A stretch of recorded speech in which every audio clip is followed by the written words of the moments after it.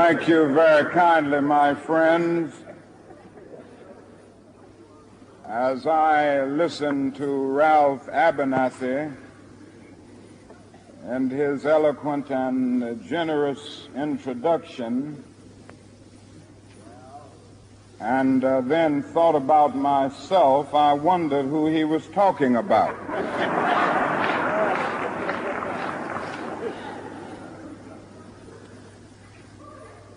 It's always good to have your closest friend and associate to say something good about you.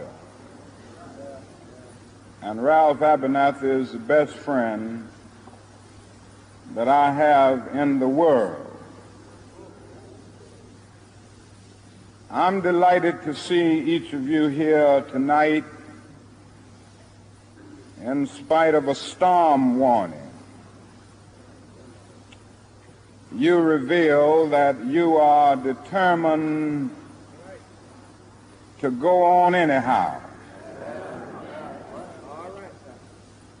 Something is happening in Memphis, something is happening in our world. And you know, if I was standing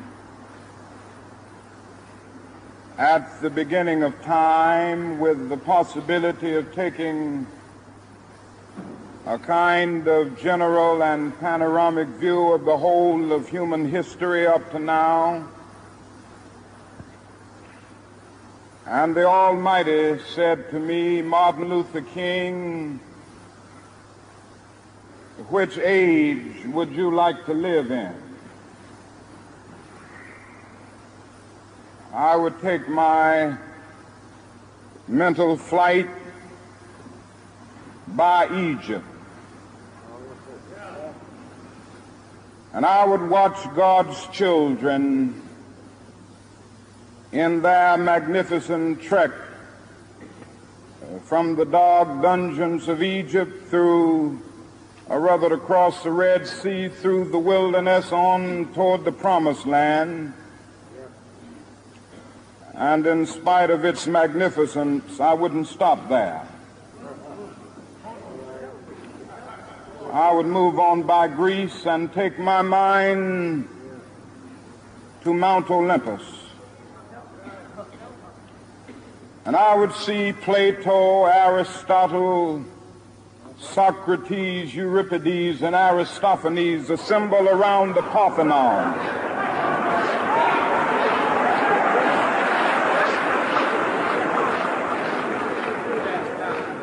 And I would watch them around the Parthenon as they discussed the great and eternal issues of reality, but I wouldn't stop there. I would go on even to the great heyday of the Roman Empire. And I would see developments around there through various emperors and leaders. But I wouldn't stop there. I would even come up to the day of the Renaissance and get a quick picture of all that the Renaissance did for the cultural and aesthetic life of man, but I wouldn't stop there. I would even go by the way that the man for whom I'm named had his habitat.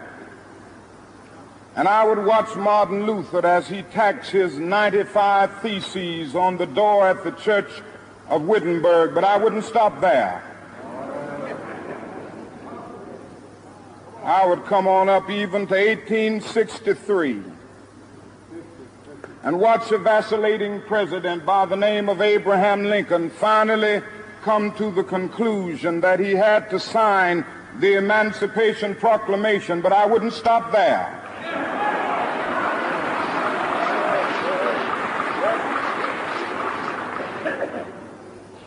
I would even come up to the early 30s and see a man grappling with the problems of the bankruptcy of his nation and come with an eloquent cry that we have nothing to fear but fear itself. But I wouldn't stop there. Strangely enough, I would turn to the Almighty and say, if you allow me to live just a few years in the second half of the 20th century, I will be happy.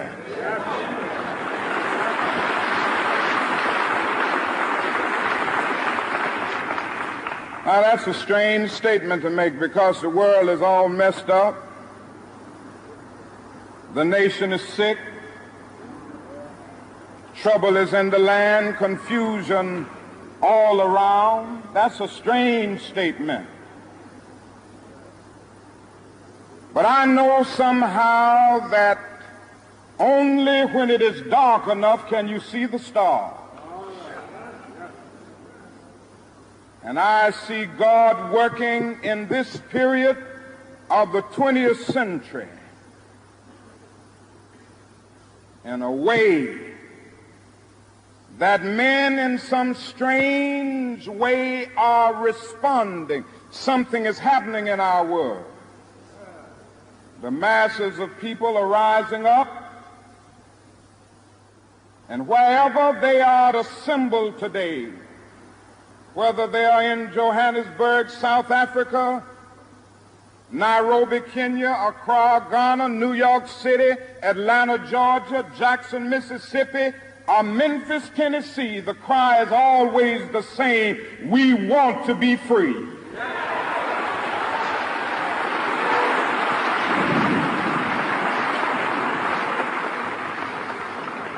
And another reason that I'm happy to live in this period is that we have been forced to a point where we are going to have to grapple with the problems that men have been trying to grapple with through history, but the demands didn't force them to do it. Survival demands that we grapple with them. Men for years now have been talking about war and peace, but now no longer can they just talk about it. It is no longer the choice between violence and nonviolence in this world. It's nonviolence or non-existence. That is where we are today.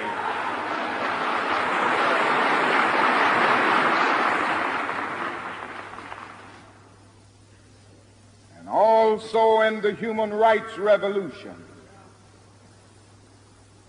if something isn't done and done in a hurry to bring the colored peoples of the world out of their long years of poverty, their long years of hurt and neglect, the whole world is doomed.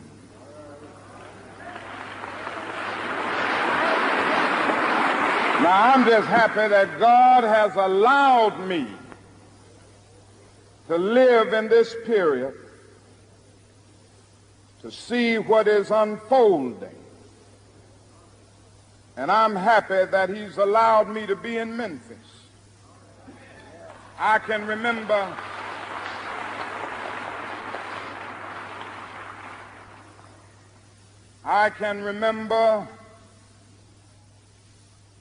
when Negroes were just going around, as Ralph has said, so often scratching where they didn't itch and laughing when they were not tickled.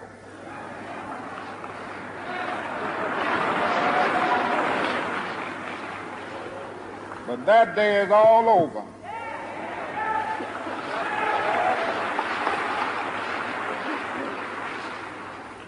We mean business now, and we are determined to gain our rightful place in God's world.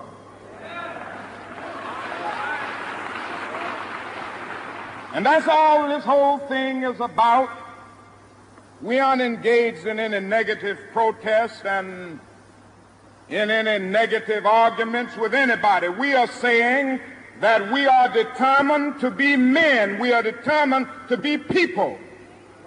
We are saying We are saying that we are God's children. And if we are God's children, we don't have to live like we are forced to live. Now, what does all of this mean in this great period of history? It means that we've got to stay together. We've got to stay together and maintain unity. You know, whenever Pharaoh wanted to prolong the period of slavery in Egypt, he had a favorite formula for doing it. What was that? He kept the slaves fighting among themselves.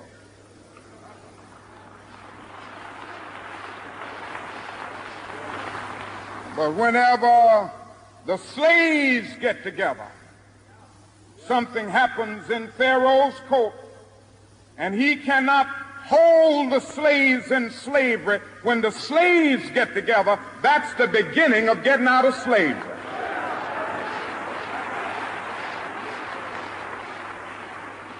Now let us maintain unity. Secondly, let us keep the issues where they are. The issue is injustice.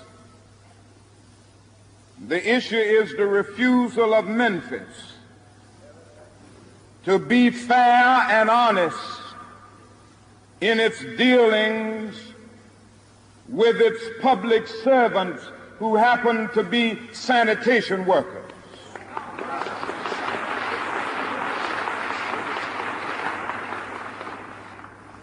Now, we've got to keep attention on that.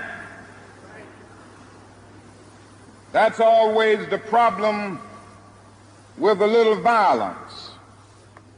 You know what happened the other day, and the press dealt only with the window breaking. I read the articles. They very seldom got around to mentioning the fact that 1,300 sanitation workers are on strike, and that Memphis is not being fair to them, and that Mayor Loeb is in dire need of a doctor. They didn't get around to that.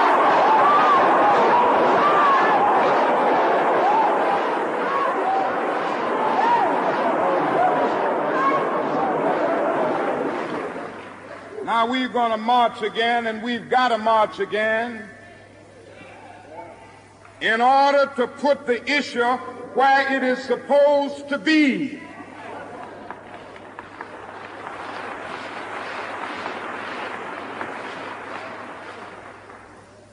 And force everybody to see that there are 1,300 of God's children here suffering,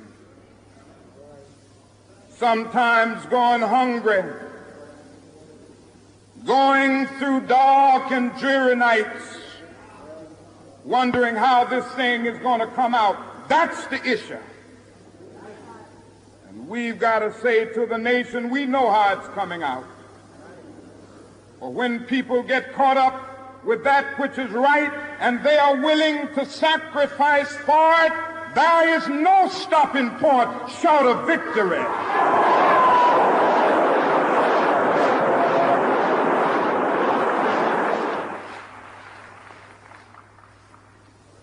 We aren't going to let any mace stop us. We are masters in our nonviolent movement in disarming police forces. They don't know what to do. I've seen them so often. I remember in Birmingham, Alabama, when we were in that majestic struggle there. We would move out of the 16th Street Baptist Church day after day. By the hundreds we would move out, and Bull Connor would tell them to send the dogs forth. And they did come. But we just went before the dogs singing, ain't gonna let nobody turn me around.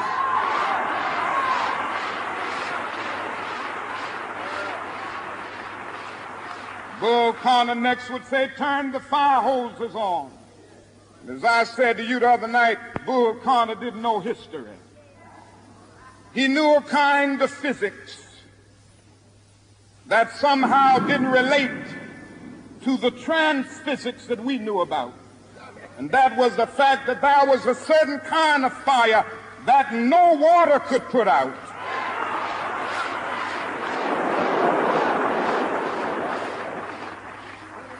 And we went before the fire hoses. We had known water. If we were Baptists or some other denominations, we had been immersed. If we were Methodists and some others, we had been sprinkled. But we knew water. That couldn't stop us. And we just went on before the dogs, and we would look at them, and we'd go on before the water hoses, and we would look at it, and we just go on singing, over my head I see freedom in the air. And then we would be thrown into paddy wagons, and sometimes we were stacked in there like sardines in a can. And they would throw us in, and old Bull would say, take them off. And they did, and we would just go on in the paddy wagon singing, we shall overcome. And every now and then we'd get in jail, and we'd see the jailers looking through the windows, being moved by our prayers and being moved by our words and our songs. And there was a power there which Bull Connor couldn't adjust to. And so we ended up transforming Bull into a steer, and we won our struggle in Birmingham.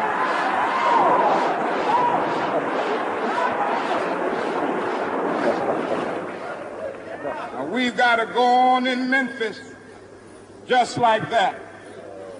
I call upon you to be with us when we go out Monday. Now about injunctions. We have an injunction, and we're going into court tomorrow morning to fight this illegal, unconstitutional injunction. All we say to America is be true to what you said on paper.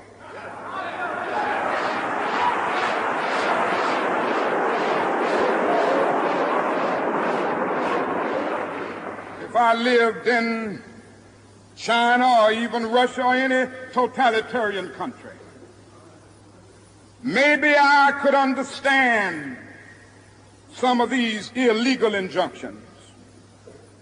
Maybe I could understand the denial of certain basic First Amendment privileges because they haven't committed themselves to that over there. But somewhere I read of the freedom of assembly. Somewhere I read of the freedom of speech. Somewhere I read of the freedom of press. Somewhere I read that the greatness of America is the right to protest for right.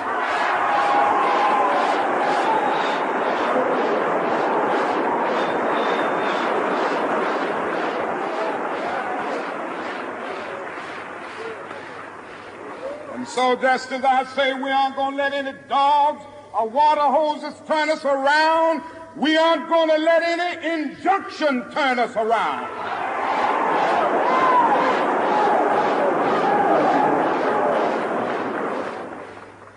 We are going on. We need all of you. You know what's beautiful to me? Is to see all of these ministers of the gospel. It's a marvelous picture. Who is it that is supposed to articulate the longings and aspirations of the people more than the preacher? Somehow the preacher must have a kind of fire shut up in his bones. And whenever injustice is around, he must tell it. Somehow the preacher must be an Amos. He said, when God speaks, who can but prophesy? Again with Amos, let justice roll down like waters and righteousness like a mighty stream. Somehow the preacher must say with Jesus, the Spirit of the Lord is upon me because he has anointed me. And he's anointed me to deal with the problems of the poor. And I want to commend the preachers under the leadership of these noble men. James Lawson, one who has been in this struggle for many years. He's been to jail for struggling. He's been kicked out of Vanderbilt University for this struggling, but he's still going on fighting for the rights of his people.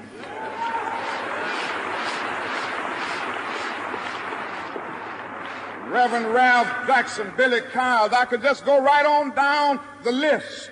It's time will not permit, but I want to thank all of them. And I want you to thank them. Because so often preachers aren't concerned about anything but themselves.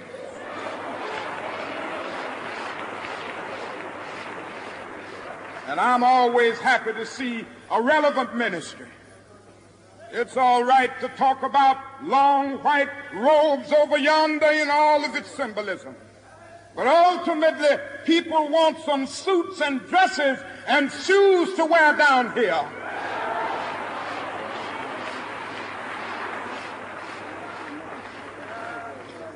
It's all right to talk about streets flowing with milk and honey. But God has commanded us to be concerned about the slums down here and his children who can't eat 3 square meals a day. It's all right to talk about the New Jerusalem, but one day God's preacher must talk about the new New York, the new Atlanta, the new Philadelphia, the new Los Angeles, the new Memphis, Tennessee.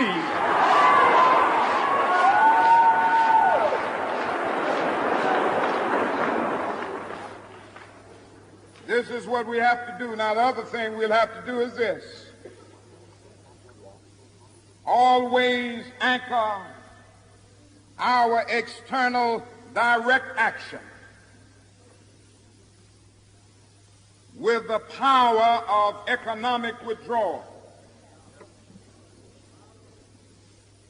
Now, we are poor people. Individually, we are poor when you compare us with white society in America. We are poor. Never stop and forget that collectively, that means all of us together, collectively we are richer than all the nations in the world with the exception of 9. Did you ever think about that? After you leave the United States, Soviet Russia, Great Britain, West Germany, France, and I can name others, the American Negro collectively is richer than most nations of the world. We have an annual income of more than $30 billion a year, which is more than all of the exports of the United States and more than the national budget of Canada. Did you know that? That's power right there if we know how to pool it.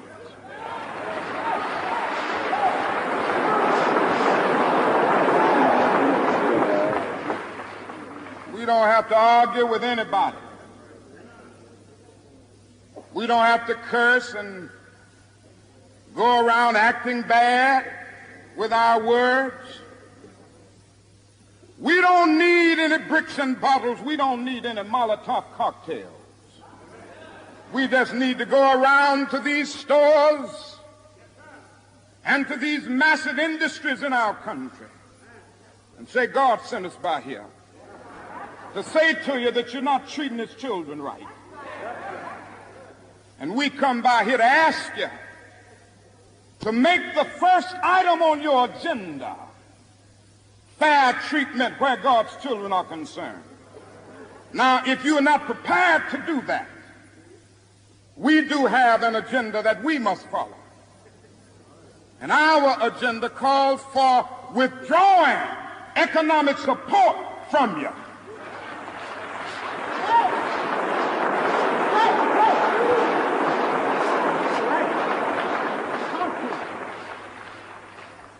So as a result of this, we're asking you tonight to go out and tell your neighbors not to buy Coca-Cola in Memphis.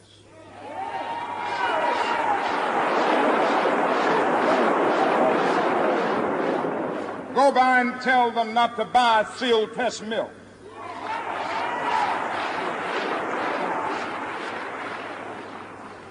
Tell them not to buy, what is the other bread? Wonder Bread.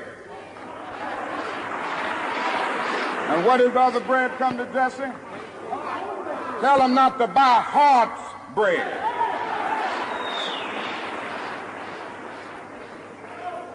As Jesse Jackson has said, up to now, only the garbage men have been feeling pain. Now we must kind of redistribute the pain.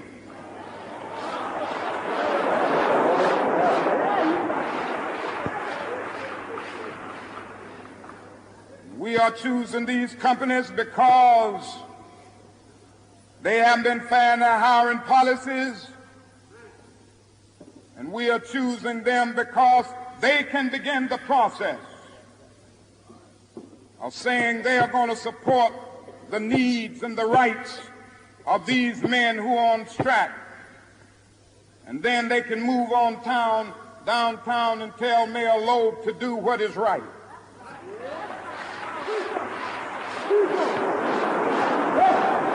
Now, not only that, we've got to strengthen black institutions. I call upon you to take your money out of the banks downtown and deposit your money in Tri-State Bank.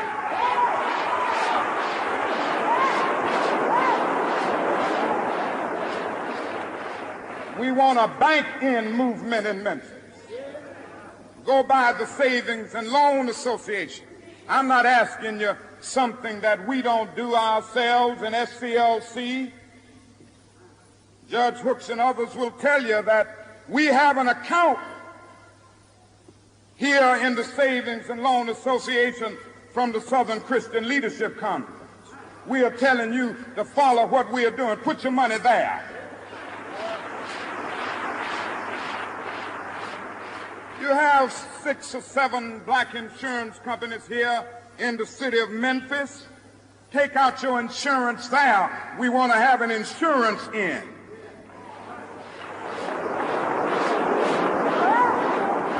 Now, these are some practical things that we can do. We begin the process of building a greater economic base, and at the same time, we are putting pressure where it really hurts. I ask you to follow through here. Now let me say, as I move to my conclusion, that we've got to give ourselves to this struggle until the end. Nothing would be more tragic than to stop at this point in Memphis. We've got to see it through.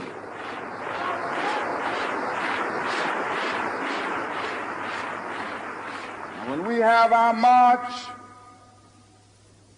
you need to be there. If it means leaving work, if it means leaving school, be there.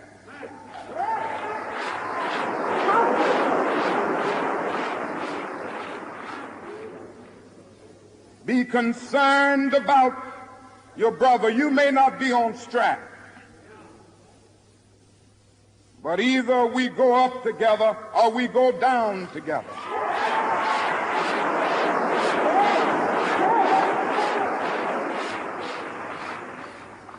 Let us develop a kind of dangerous unselfishness. One day a man came to Jesus, and he wanted to raise some questions about some vital matters of life. At points he wanted to trick Jesus and show him that he knew a little more than Jesus knew and throw him off base. Now that question could have easily ended up in a philosophical and theological debate. But Jesus immediately pulled that question from midair and placed it on the dangerous curve between Jerusalem and Jericho. And he talked about a certain man who fell among thieves. You remember that a Levite, and the priest passed by on the other side. They didn't stop to help him. And finally, a man of another race came by.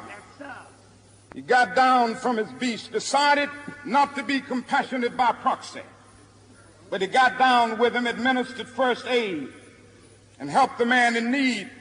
Jesus ended up saying this was the good man, this was the great man, because he had the capacity to project the eye into the thou and to be concerned about his brother. Now, you know, we use our imagination a great deal to try to determine why the priest and the Levite didn't stop. At times we say they were busy going to a church meeting, an ecclesiastical gathering, and they had to get on down to Jerusalem so they wouldn't be late for their meeting. At other times, we would speculate that there was a religious law that one who was engaged in religious ceremonials was not to touch a human body 24 hours before the ceremony. And every now and then we begin to wonder whether maybe they were not going down to Jerusalem, down to Jericho rather, to organize a Jericho Road Improvement Association. That's a possibility. Maybe they felt that it was better to deal with the problem from the causal root rather than to get bogged down with an individual effect. But I'm going to tell you what my imagination tells me. It's possible that those men were afraid. You see, the Jericho Road is a dangerous road. I remember when Mrs. King and I were first in Jerusalem. We rented a car and drove from Jerusalem down to Jericho. And as soon as we got on that road, I said to my wife, I can see why Jesus used this as the setting for his parable. It's a winding, meandering road. It's really conducive for ambushing. You start out in Jerusalem, which is about 1,200 miles, or rather 1,200 feet above sea level. And by the time you get down to Jericho, 15 or 20 minutes later, you're about 2,200 feet below sea level. That's a dangerous road. In the days of Jesus, it came to be known as the bloody paths. You know, it's possible that the priest and the Levite looked over that man on the ground and wondered if the robbers were still around. Or it's possible that they felt that the man on the ground was merely faking, and he was acting like he had been robbed and hurt in order to seize them over there, lure them there for quick and easy seizure. And so the first question that the priest asked, the first question that the Levite asked was, if I stop to help this man, what will happen to me? But then the Good Samaritan came by, and he reversed the question. If I do not stop to help this man, what will happen to him? That's the question before you tonight. Not if I stop to help the sanitation workers, what will happen to my job? Not if I stop to help the sanitation workers, what will happen to all of the hours that I usually spend in my office every day and every week as a pastor? The question is not if I stop to help this man in need, what will happen to me? The question is, if I do not stop to help the sanitation workers, what will happen to them? That's the question.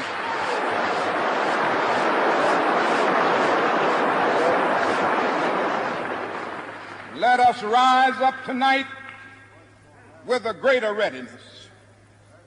Let us stand with a greater determination, and let us move on in these powerful days, these days of challenge, to make America what it ought to be. We have an opportunity to make America a better nation. And I want to thank God once more for allowing me to be here with you. You know, several years ago, I was in New York City autographing the first book that I had written. And while sitting there autographing books, a demented black woman came up. The only question I heard from her was, "Are you Martin Luther King?" And I was looking down writing, and I said, "Yes." The next minute, I felt something beating on my chest. Before I knew it, I had been stabbed by this demented woman. I was rushed to Harlem Hospital. It was a dark Saturday afternoon. That blade had gone through, and the x-rays revealed that the tip of the blade was on the edge of my aorta, the main artery. And once that's punctured, you're drowned in your own blood. That's the end of you. It came out in the New York Times the next morning that if I had merely sneezed, I would have died. Well, about 4 days later, they allowed me, after the operation, after my chest had been opened and the blade had been taken out, to move around in the wheelchair in the hospital. They allowed me to read some of the mail that came in, and from all over the states and the world, kind letters came in. I read a few, but one of them I will never forget. I had received one from the president and the vice president. I've forgotten what those telegrams said. I'd received a visit and a letter from the governor of New York, but I've forgotten what that letter said. But there was another letter that came from a little girl, a young girl, who was a student at the White Plains High School. And I looked at that letter, and I'll never forget it. It said simply, "Dear Dr. King, I am a 9th grade student at the White Plains High School." She said, "While it should not matter, I would like to mention that I'm a white girl. I read in the paper of your misfortune and of your suffering. And I read that if you had sneezed, you would have died. And I'm simply writing you to say that I'm so happy that you didn't sneeze. And I want to say tonight,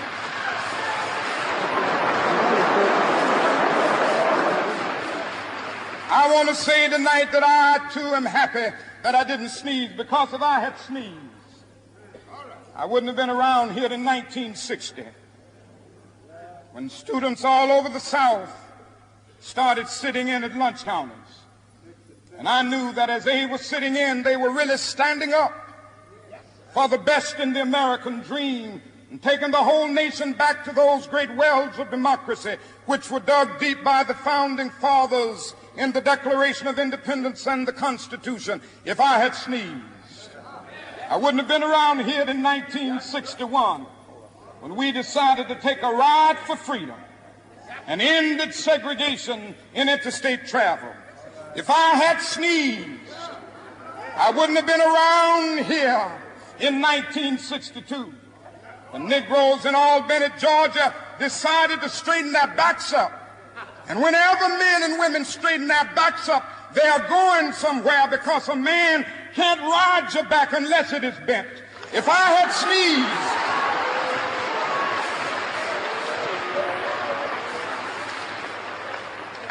sneezed, I wouldn't have been here in 1963.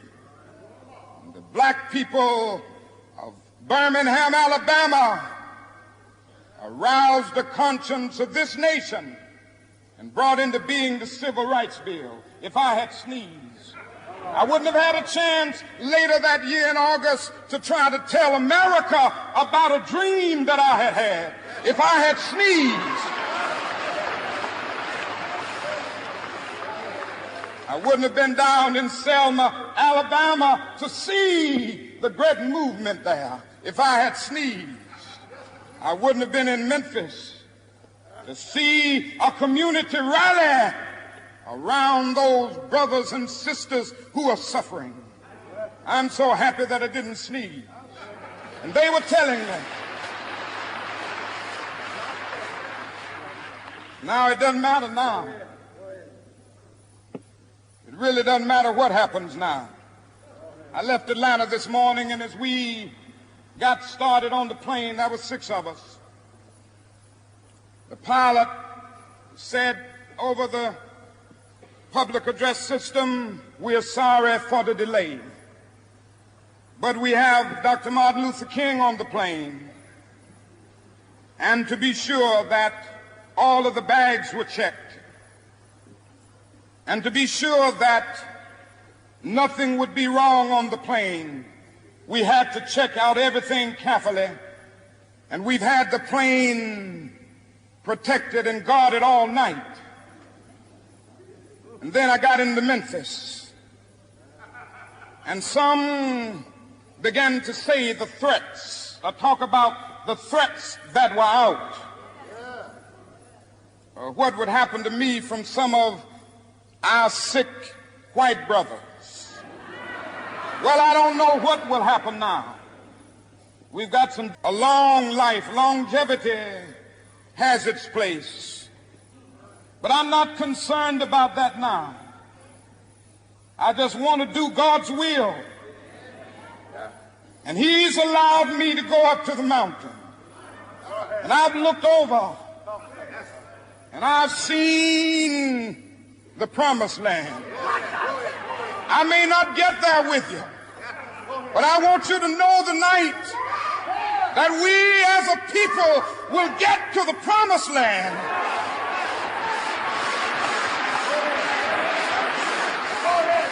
So I'm happy tonight. I'm not worried about anything. I'm not fearing any man. Mine eyes have seen the glory of the coming of the Lord.